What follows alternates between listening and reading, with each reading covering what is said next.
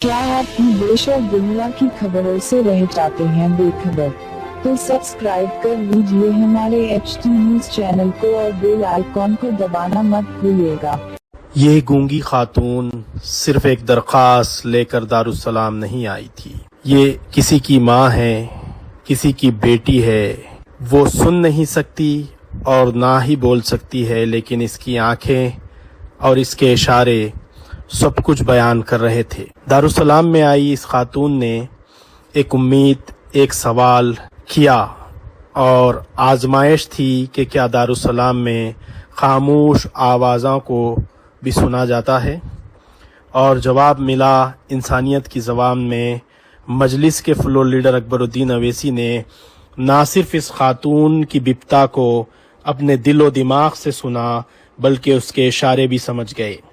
उन्होंने फौरी ज़िला कलेक्टर से राब्ता किया और इस मजबूर, बेबस और माजूर खातून के लिए डबल बेडरूम मकान के अलाटमेंट का मुतालबा कर दिया। ये कोई एहसान नहीं, ये फ़र्ज़ है जो एक अवामी नुमाइंदा, एक इंसान और एक मुसलमान अदा करता है, बिना किसी मजहब, ज़ात या ज़बान के फ़र्क के। यही वो सियासत है जिसमें दर्द है, एहसास है, सबसे बढ़कर इंसानियत है।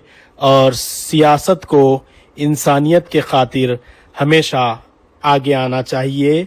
इस बात का सबूत आज कुल हिंद मजलिस इत्तेहादुल मुस्लिमीन के हेडक्वार्टर दारुस्सलाम में दिया गया और मजलिस के फ्लोर लीडर अकबरुद्दीन अवैसी ने तमाम काम छोड़कर इस गूंगी खातून की ना सिर्फ बिपता और मसला सुना, बल्कि उसकी एक सुई के लिए एक पहल भी की, एक कोशिश भी की।